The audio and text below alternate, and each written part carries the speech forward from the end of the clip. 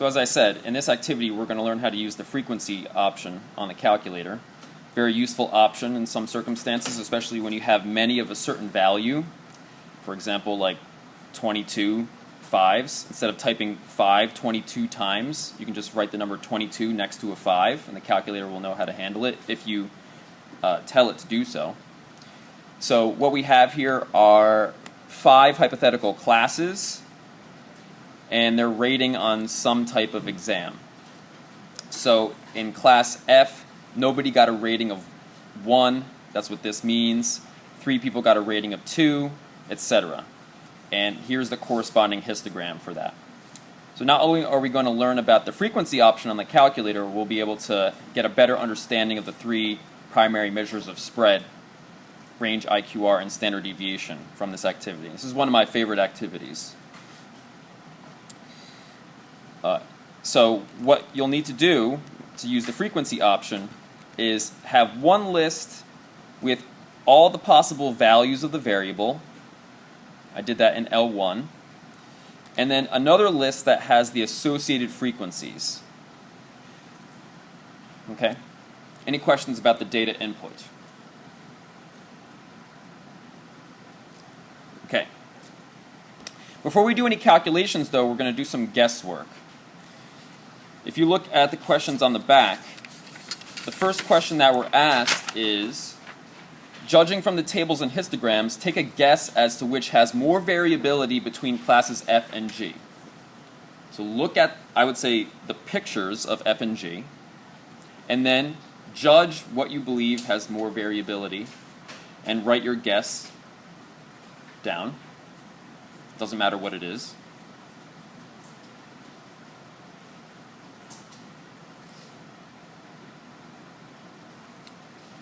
Okay, does everyone have it?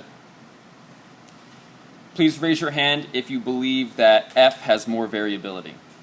1, 2, 3, 4. Okay. And if you believe G has more variability. 1, 2, 3, 4, 5, 6, 7, 8, 9, I think. Okay. So the class's vote is class G. We'll find out. Next question. Between classes H, I, and J. Take a few moments, judge which one you believe has the most variability of those 3, and which has the least variability. And write down your guess is.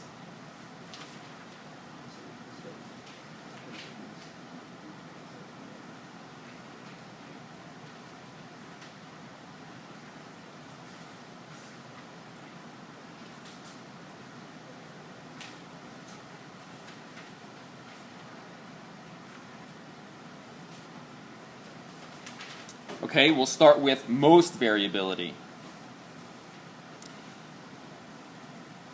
Please raise your hand if you vote for class H as having the most variability. 1.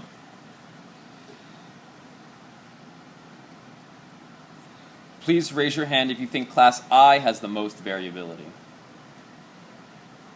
1.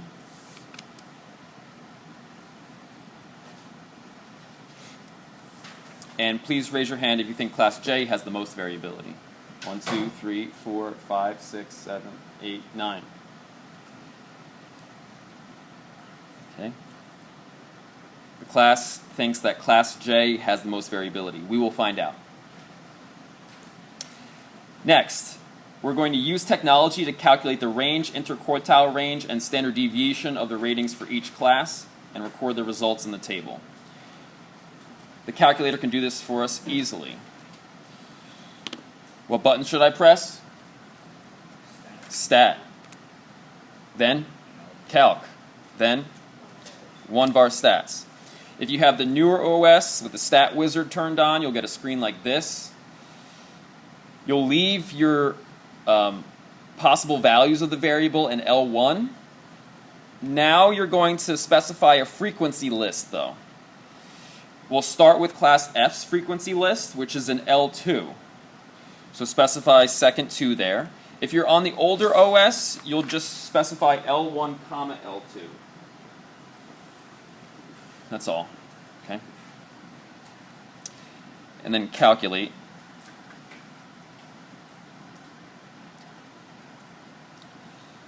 So, say it out loud. What's the range for class F? 6. Good. Definitely know how to find all these things. What's the IQR? 2.5. And what's the standard deviation? Yes, about 1.77. Okay. Any questions on class Fs? Yes.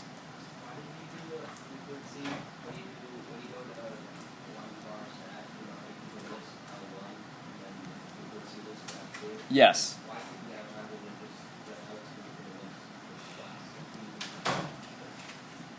If you just use L2 for the list, the calculator would interpret this as the data. That's not really the data. These are the frequencies. Okay, so we have to provide it with two lists, the way that we've set it up here.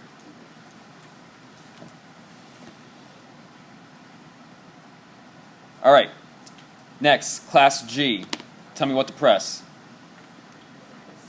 Stat, calc, 1. Frequency list, change to list 3. That's the frequencies for class G. And then calculate. What's the range? 8. What's the IQR? 3. What's the standard deviation? 2.04. Okay. So let's stop for a second. Look, class G, all 3 measures of spread are higher than class F. So most people would agree that class G has more variability in its scores than class F does. The learning here is that it doesn't matter how varied the heights are of the distribution. What matters is this X spread, how dispersed the scores are in this plane, or that axis. Can you just repeat how you came to the conclusion from that set of information? I can come to that conclusion from all 3. Okay. So the range is higher. The difference between the max and min is higher. The difference between the 75th and the 25th percentile is higher. And on top of that, the standard deviation is higher. So the average distance that the data is from the mean is higher in class G versus class F. Okay?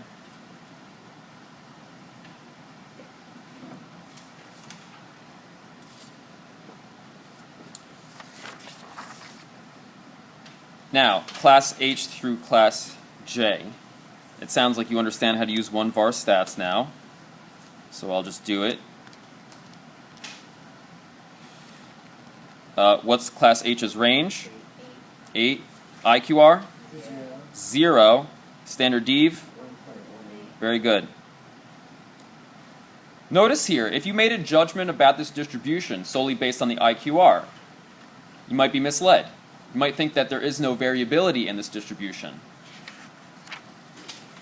But if you look at the histogram, there is variability. It's just that there's so many 5s that Q1 equals Q3, and there's no difference between Q1 and Q3. So there's no spread between the 25th and the 50th percentile, but there's spread overall.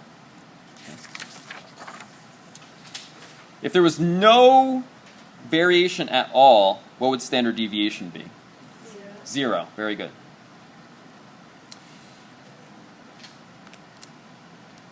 Okay. Now, next class. What's the range? 8. IQR? 8. Standard dev? 4.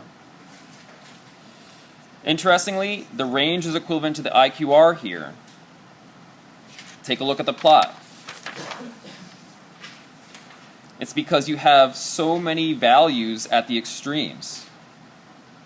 So you reach the 25th percentile at this low number here, and you reach the 75th percentile at this high number here. So the min is equal to Q1 and the max is equal to Q3. The spread of the middle 50% is equivalent to the spread of the whole thing. And then finally, class J.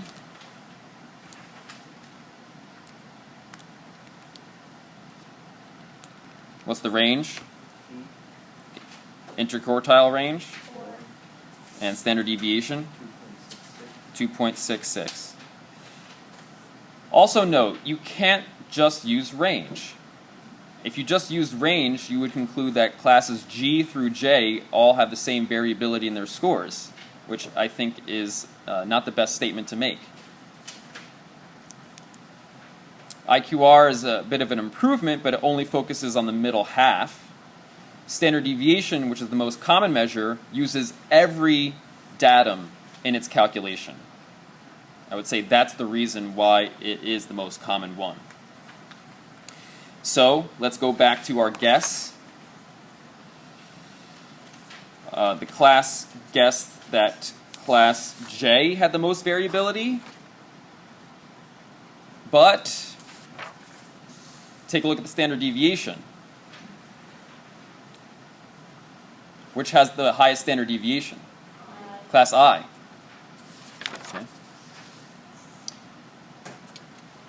So why do you think class I has the most variability as per this measure? Mara? Because even though like the spread, the range may be the same as class H, there are a lot of values at H, like that's the most common one, but here it's kind of like evenly split between the two, which can be most common between the min and the max. Compare it to class J, though. Compared to class... Compare I with J. They're all the same frequency, so... Okay. So tell me what you know about standard deviation, how it's calculated. Distance from the center. Yeah, squared. Yeah. Mm-hmm.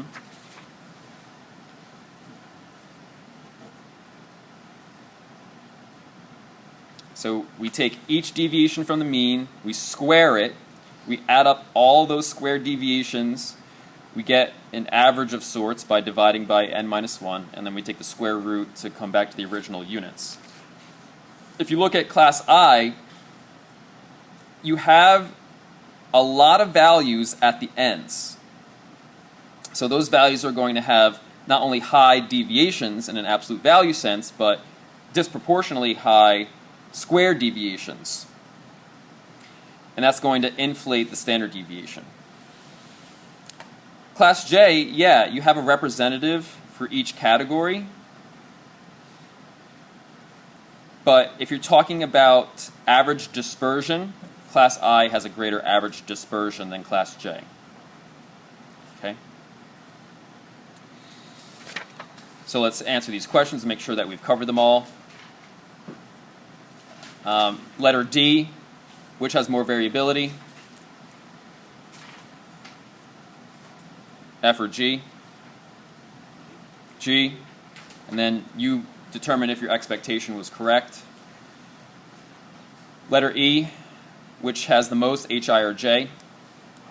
I, which has the least? H. And then check if your expectations were correct. Just real quickly, look at H. H has a ton of scores right at the center. That's going to bring the standard deviation down.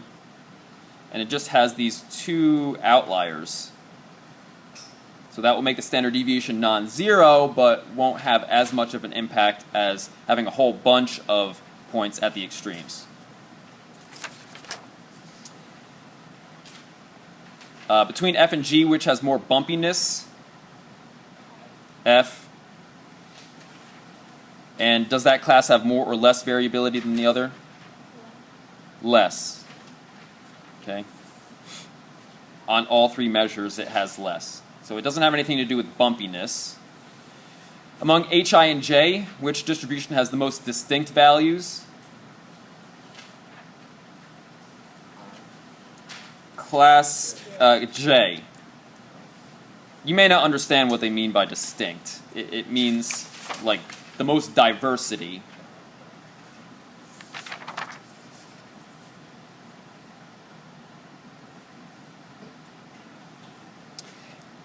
And does class J have the most variability?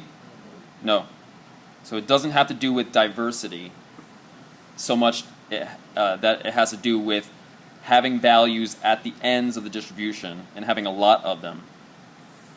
So we already answered this. No. It has to do with spread along the x-axis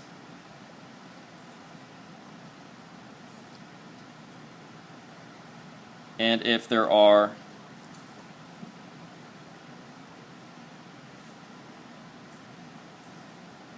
many values at the extremes.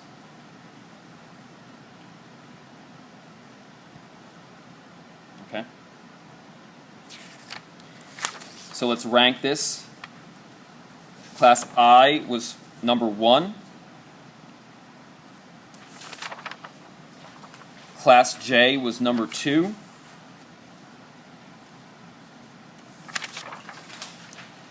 Class G was number 3.